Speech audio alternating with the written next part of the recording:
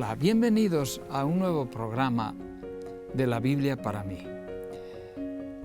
En este programa estamos intentando dar a conocer a aquellas personas que tienen dificultad para poder sacar todo el partido de la Biblia, para avanzar en el conocimiento. Hay esta Biblia, que es una Biblia como las demás.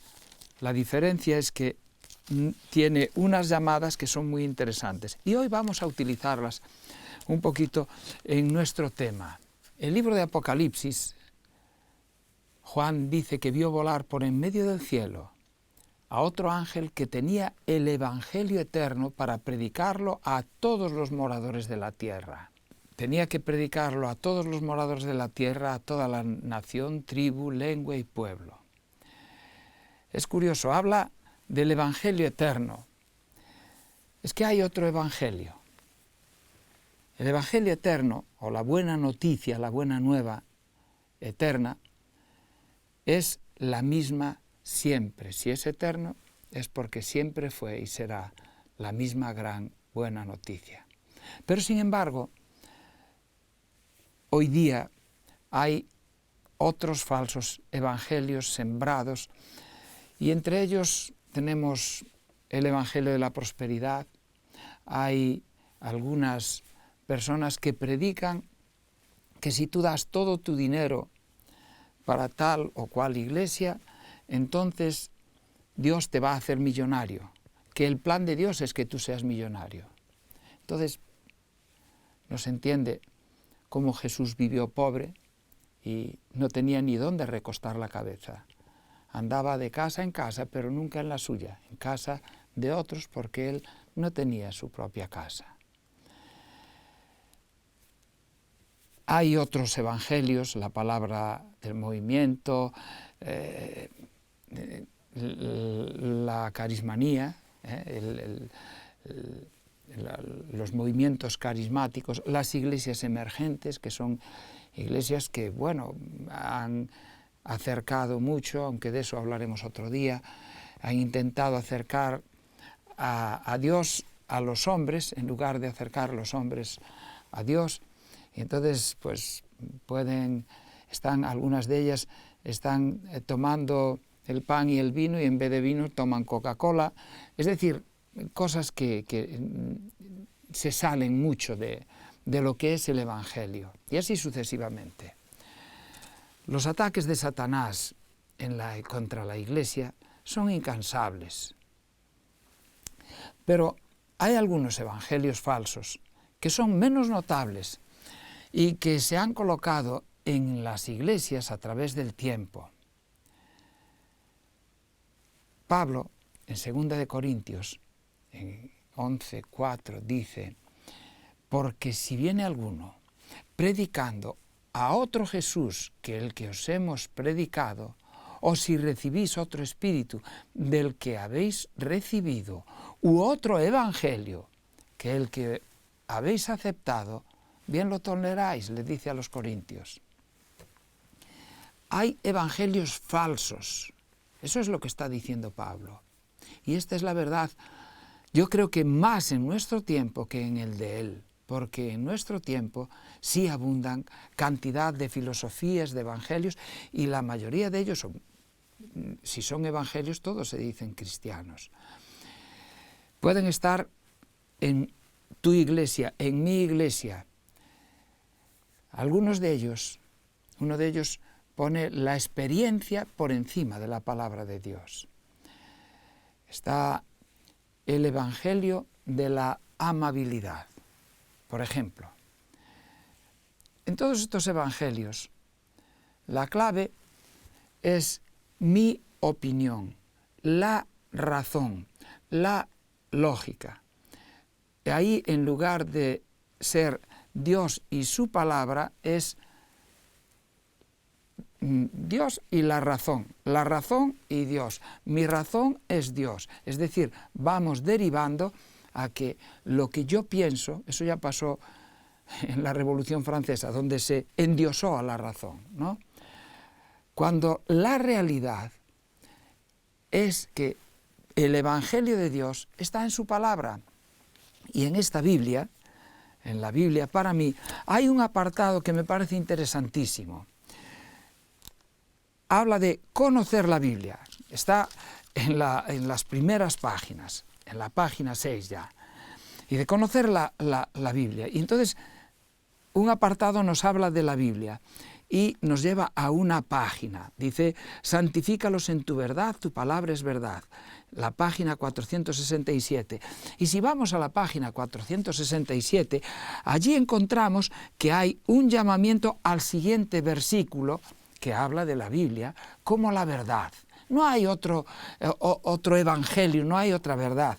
Pero luego también hay un tema, Dios. Y entonces presenta todos los textos acerca de Dios el Padre, o algunos, con la llamada de un texto a otro.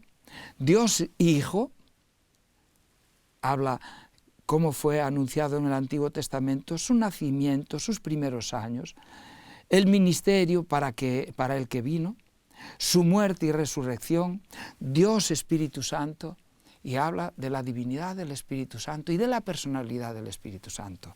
Luego habla del perdón, confesión, el pecado y la salvación, el plan de salvación, la tentación, la tierra nueva, el arrepentimiento, es decir, todo el contenido del Evangelio, y lo vamos mirando texto por texto, sin tendencias. No se trata de un tema tendencioso, es llevarnos a todos los textos que hablan sobre el Evangelio. Está el Evangelio de la amabilidad. El problema es que mucha gente a veces baja un poco el tono de algunas cosas que en la Biblia están muy claras y sube el tono de otras cosas que a él le parece que son las más importantes. No, el Evangelio es uno. Hay gente que tiene el Evangelio de la amabilidad.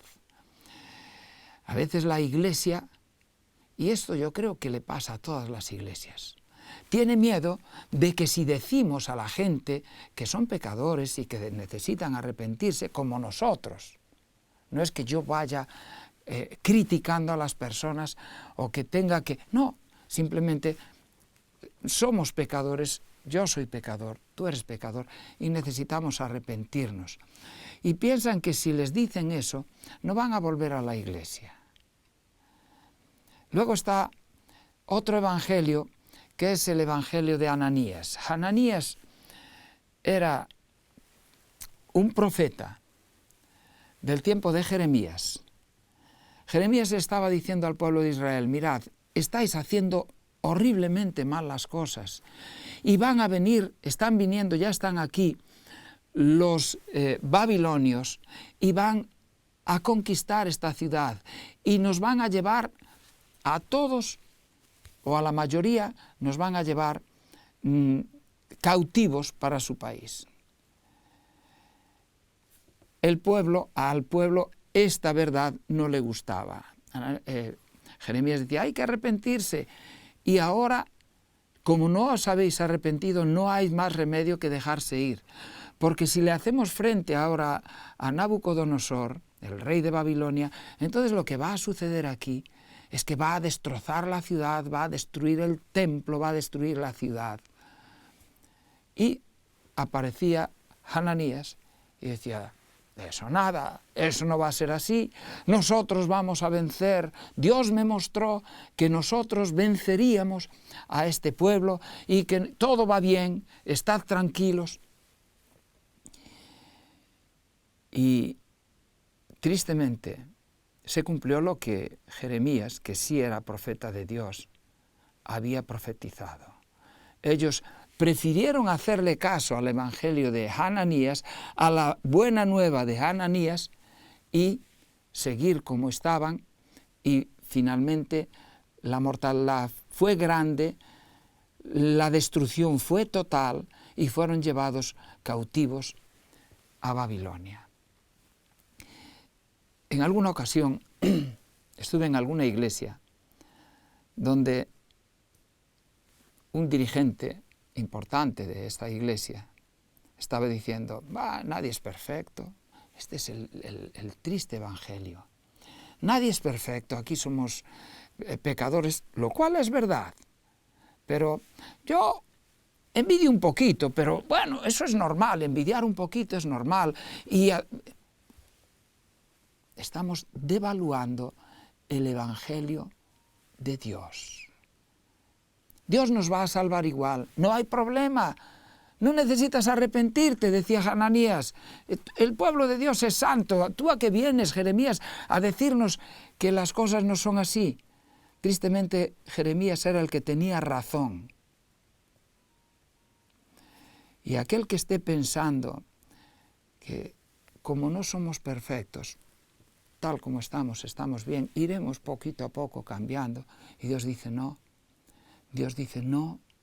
Si mi pueblo no se arrepiente de todo corazón, no tiene nada que hacer, se va a perder. Mi pueblo, cualquier persona.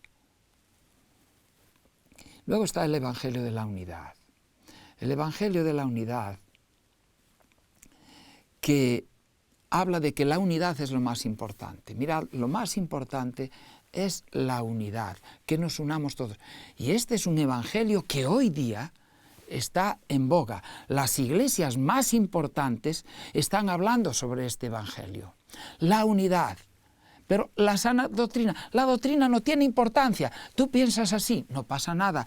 Tú piensas así, no pasa nada. Quizá hay personas que ahora mismo están viendo o escuchando este programa y que piensan así, que lo importante es que estemos unidos. Y la sana doctrina ha perdido toda importancia. La unidad se ha convertido en el tema central, el ecumenismo. Todos vamos a ser iguales, no pasa nada, si tú crees esto, síguelo creyendo, no pasa nada, si yo creo esto, sigo creyéndolo, no pasa nada. Estamos en el año de la Reforma. Entonces lo de la Reforma, Lutero y todo aquello no tenía sentido. ¿O sí lo tenía? Luego está otro evangelio, el evangelio del amor. Este está extendidísimo también. Lo importante es que nos amemos, sobre todo el amor. El amor es importante, claro que el amor es importante. Pero, ¿qué significa el evangelio del amor? Que con que yo te ame ya está todo solucionado. Y yo te amo. Bueno, eso se puede medir. El amor no es una emoción, no es un sentimiento. El amor es un principio. El amor no está recibiendo y no está haciendo algo fuera de una relación. ¿Produzco yo ese amor? Es que yo puedo producir amor. Dice que el corazón humano es engañoso y perverso. ¿Cómo un corazón engañoso y perverso puede producir amor? El amor es producto de una relación. Y de esa relación es mi relación con Dios. Yo no tengo amor de mí mismo, tengo que recibirlo de alguien. Yo no puedo dar lo que no tengo. Yo tengo egoísmo dentro de mí. Soy humano. Vivo en un mundo de pecado y soy egoísta. Dios lo sabe, pero hizo provisión para eso. Y Dios está dispuesto a darme su amor. No es que yo produzca amor. Entonces, Dios es amor y Dios pasa por todo. No, Dios es amor. Y no llego a Dios amando a las personas, porque soy incapaz. Dios es el que pone en mí amor para que pueda amar a las personas. Él produce el querer como el hacer por su buena voluntad en nosotros cuando nos relacionamos con Él.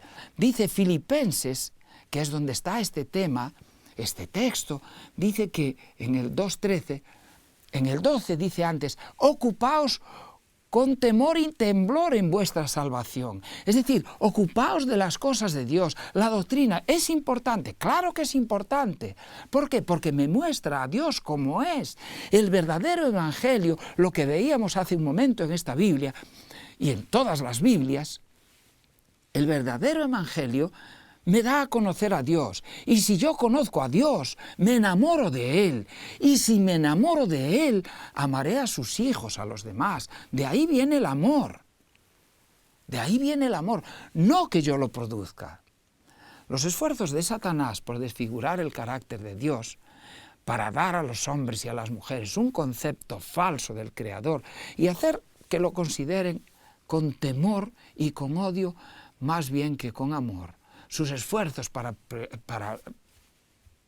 suprimir la ley de Dios y hacer creer al pueblo de Dios y a todas las personas que la ley no está vigente, que ya no estamos sujetos a las exigencias de ella, sus persecuciones dirigidas siempre contra los que se atreven a resistir a sus engaños, han seguido con un rigor implacable. Amar es una decisión, es un principio. Dios dijo, si me amáis, guardaréis mis mandamientos. Es decir, que no son cosas que podamos separar. No, lo importante es que yo ame. No, lo importante es que tú ames correctamente, que tú ames con amor que viene de Dios, no que lo que tú te inventes. Y si yo amo a Dios, guardaré sus mandamientos, viviré su evangelio, no otro. Ama como te ama Dios a ti. Ama como a ti mismo. Pero eso tienes que pedirle a Dios que lo ponga en tu corazón, porque tú no lo produces, yo no lo produzco. Debo amarme a mí para tener una buena medida para amar a mi prójimo. ¿Sabéis? En cuanto a amarse a uno mismo, hay varias actitudes. Hay la actitud inteligente, ¿no? Yo me amo, me cuido, soy diligente en cuidar mi cuerpo, sé que necesito beber agua, sé que necesito comer correctamente, sé que el ejercicio es muy importante, sé que debo acostarme a mi hora. Luego hay otras actitudes, como puede ser la descuidada, no pasa nada, y se va dejando. Hay luego otra que es todavía más peligrosa, que es la suicida. Yo fumo, en Galicia se dice, de algo hay que morrer, de algo tenemos que morir, de algo tenemos que morir. No, eso es un descuido, es un suicidio. Hay el chiste que ya la mayoría conoce, ¿no? Y de que le dicen a un fumador, oye, que el tabaco, el que fuma es un suicida, se está suicidando a plazos. Y dice, bueno, yo no tengo prisa en morir, pero está acelerándolo. Hay actitudes necias en cuanto a nuestro cuidado, al amor a nosotros, dejada, perezosa. Lo que pasa es que luego, cuando viene la enfermedad, el que fuma, el que bebe, el que se droga, el que tiene una actitud suicida, después se lamenta y dice, ¿por qué Dios me mandó eso? Pero ¿cómo que Dios te envió nada si te lo has trabajado tú? La persona que no se cuida tiene una actitud perezosa, suicida, sobre todo si está muy enferma. Y yo he conocido a algunas personas así, a las que quise ayudar. Dios te dice, sigue mis principios. Yo prefiero que me cuide, que me cure el médico y seguir haciendo lo que hacía, lo que me apetece.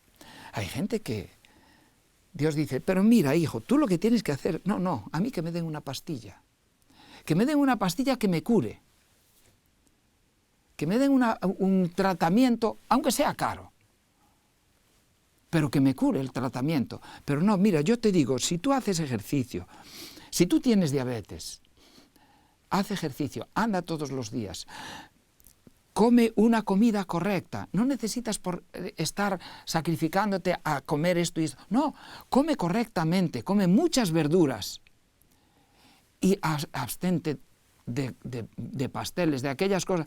Pero es que eso es lo que me gusta. ¿Dónde estamos? ¿A dónde queremos ir? No, a mí me cuida el médico y ya está. y el médico sabe lo que me conviene y me está dando la insulina, me está dando lo que necesite, sea diabetes o sea cualquier enfermedad. Y lo que me importa es seguir haciendo lo que me apetece. Y estoy cegado por el enemigo y la pereza para no poder poner toda la carne en el asador. Dios es bueno y puede sanarme. Hay quien piensa así.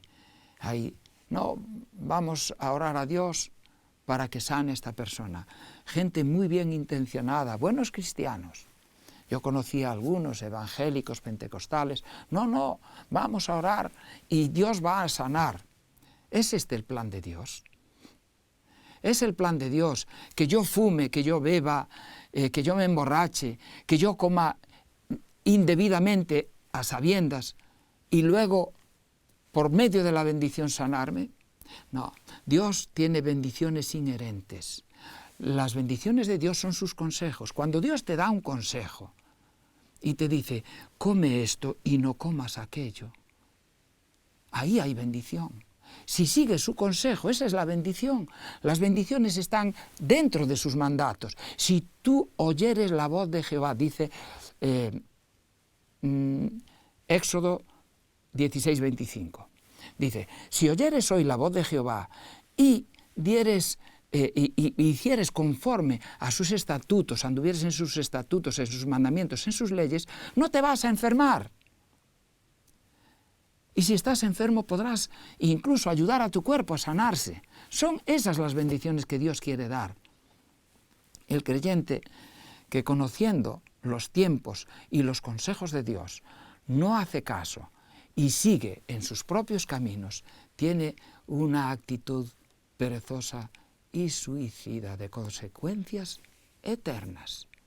Está cegado por Satanás y por su propia complacencia. En 2 de Tesalonicenses, en el capítulo 2 y el versículo 9, la Biblia habla del inicuo cuyo advenimiento es por obra de Satanás, con gran poder y señales y prodigios mentirosos. Esto está llegando. Y con todo engaño de iniquidad para los que se pierden. ¿Y sabéis quiénes son los que se pierden? Aquellos, dice, por cuanto no recibieron el amor de la verdad para ser salvos. No recibieron el amor a la verdad, el amor a los mandatos de Dios, el amor al verdadero evangelio. Y se buscan su propio evangelio, el que les interesa. Y Dios dice, me buscaréis y me hallaréis, porque me buscaréis de todo vuestro corazón. Con un corazón indiviso. Es como tenemos que buscar a Dios, y de todo nuestro corazón. No, Dios va a salvar a todo el mundo, no. Dios no es chapucero, no es chabacano. Dios es un Dios de orden. Dios pide al hombre distintas cosas en distintos momentos, de acuerdo con sus carencias. En Proverbios 4:18 dice que la senda de los justos es como la luz de la aurora, que va en aumento hasta que el día es perfecto. Y en distintos tiempos, Dios pedía a los hombres distintas cosas, de acuerdo a sus necesidades, de acuerdo a lo que ellos conocían. En los tiempos de Moisés, el pozo era los egipcios, venían de Egipto, de adorar dioses falsos, de unas comidas que no eran sanas. Y entonces Dios los lleva cuando se encuentra con ellos, a decirles, no adoréis a otros dioses. Y les da el primer mandamiento y dice, no tendréis otros dioses que a mí. Ningún Dios delante de mí. Y luego, incluso antes de darles los 10 mandamientos, ya les da una comida, porque ellos estaban añorando la comida de Egipto. Y Él les da el maná. Y dice, quiero que os acostumbréis a comer correctamente para que tengáis salud. Y durante 40 años ni se enfermaron, ni se les estropearon el calzado. No, ellos vivieron perfectamente porque Dios era el que los protegía. En el tiempo de los jueces era la idolatría. Ellos eran idólatras, iban detrás de los dioses de las naciones que estaban en Canaán. Y eso hizo que vivieran unas épocas en las que constantemente eran invadidas. Porque si te sales del abrigo de Dios, de la sombra donde Dios te abriga, y te vas detrás de Dios, otros dioses, Dios no te puede proteger. Y entonces venían los enemigos y los invadían y les hacían mucho daño. Después llegó un momento, en la época de los reyes ya, en que la idolatría, primero de las 11 tribus y después de la tribu de Judá, fue tan grande que hubo que mandarlos deportados. ¿Por qué? Porque ellos habían sido puestos allí como un pueblo para dar el mensaje a todo el mundo. Y no tenían nada que aportar porque estaban copiando de las naciones vecinas. Hacían las barbaridades que hacían, las maldades que hacían las naciones vecinas. Entregaban sus hijos a Moloc, un dios con los brazos candentes, y allí ponían a sus hijos sacrificados a ese dios, cosa que a Dios le resultaba horrible, ¿no? Y a nosotros, que era inconcebible. Y maldades como esas, tratar mal a los pobres, matarse unos a otros. Entonces Dios dijo, no, yo tengo que quitaros de aquí, tengo que hacer una terapia intensiva con vosotros. Y los tuvo que llevar a Babilonia. Y allí empezó un remanente a convertirse a Dios, el profeta Daniel y otros profetas. Entonces el pueblo, cuando volvió de distinta manera. En los tiempos de Jesús, el formalismo, la hipocresía, la falta de amor, todo eso lastró al pueblo de Israel hasta llegar a matar a Jesús. Y en las etapas de la iglesia cristiana pasó por 7 etapas. La primera era Éfeso. Se le llama en el libro de Apocalipsis, en los capítulos 2 y 3, aparece la iglesia de Éfeso, que era la iglesia apostólica, donde ya estaban los apóstoles. Cristo había ascendido al cielo y quedaron los apóstoles, Pablo predicando, Pedro, todos los apóstoles. Pero al final de ella dice, has perdido tu primer amor. A la segunda, a Esmirna, le dice, tú eres rico. Era la iglesia perseguida, aquella iglesia de los mártires. A la siguiente iglesia, que ya empezó a degradarse, se llamaba Pérgamo, tienes grandes errores doctrinales. Balaam, que enseñó a fornicar al pueblo, y a los nicolaitas, que niegan la ley de Dios. Ahí empezaron los cambios doctrinales en la iglesia cristiana. La cuarta, Tiatira. Esta tenía ya a Jezabel, que enseña a fornicar. Jezabel, que todos estos personajes tienen un sentido simbólico.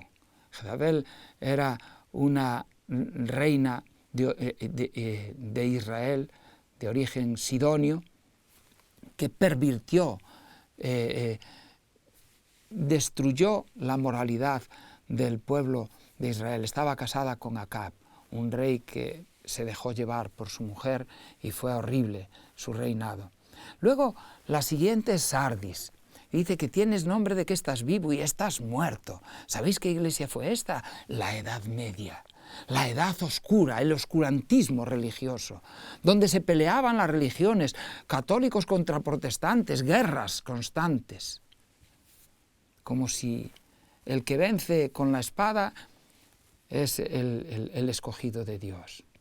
Y luego hay una iglesia linda, a la que no se le da ningún reproche, junto con la segunda, la sexta, Filadelfia. Dice, tienes poca fuerza y has guardado mi palabra y no has negado mi nombre. Esta iglesia es la de hace 2 siglos, cuando empezaron las misiones a salir adelante, cuando después de la Revolución Francesa, en la que se quemaron muchas Biblias, se empezaron a editar Biblias, y donde se había dicho, yo acabaré con la Biblia, allí luego se creó una imprenta para imprimir Biblias en el mismo lugar, y la Biblia se extendió por todo el mundo y fueron a predicar a China, a los lugares más apartados del mundo. Y estas eran iglesias evangélicas, la mayoría, que ya al margen de sus distinciones tenían como meta amar a las personas y dar a conocer el Evangelio de Dios. Fue una etapa maravillosa. No has negado mi nombre. Y en nuestro tiempo, ¿cuál es el problema del cristianismo en nuestro tiempo, el que Dios quiere arreglar? Se llama la Odisea. La Odisea, Dios dice que eres tibia, no eres ni fría ni caliente. Tú te crees que eres rica. Vives en un tiempo en que crees que lo sabes todo y no sabes nada. Eres un ciego, un pobre, un miserable, un desnudo, un cuitado. No es consciente de su situación, ni siquiera de su pobreza espiritual. Nos creemos, no, yo sé más que nadie. Como aquel ciego de que ya hablé alguna vez, don Juancito, que no se le puede ayudar, aunque la quiera ayudar. Es difícil la gente de este tiempo para aceptar a Dios.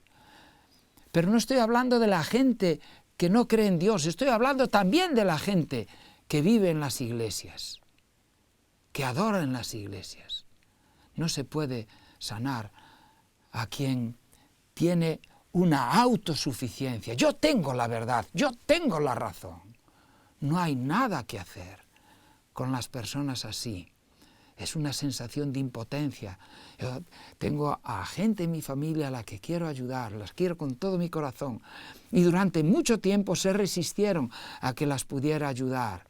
Y eso me frustraba muchísimo. Hoy se están abriendo las puertas, gracias a Dios. Pero es una impotencia grande, como la de aquella ruandesa. Yo recuerdo, pasaba en la época del problema ruandés, yo pasaba por allí, por las habitaciones, visitando a los pacientes, y me encontré con una mujer que no podía dar a luz. Estaba desde por la mañana, y esto era de noche ya, con dolores de parto, como la mujer que está en parto y no puede parir. Y nosotros estamos igual, estamos durmiendo en la época clave de la historia de este mundo.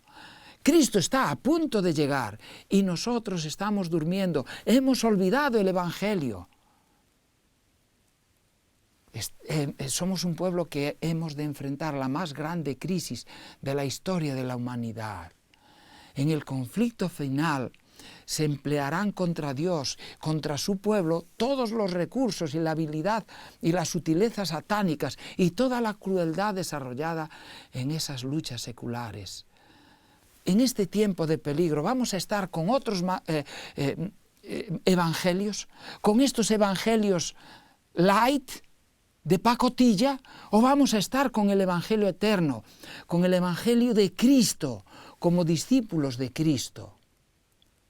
Mis amigos, la casa está ardiendo. Vamos a decir, bueno, hay un pequeñito olor a humo, quizá ya esté pasando algo ahí. No, la casa está ardiendo.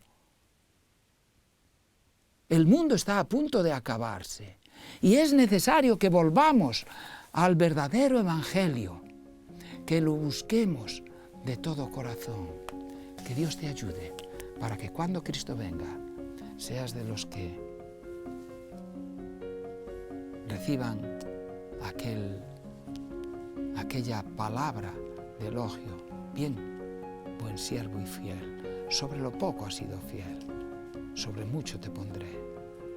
Entra en el gozo de tu Señor, porque hasta en lo más pequeño buscaste hacer mi voluntad. Dios te bendiga.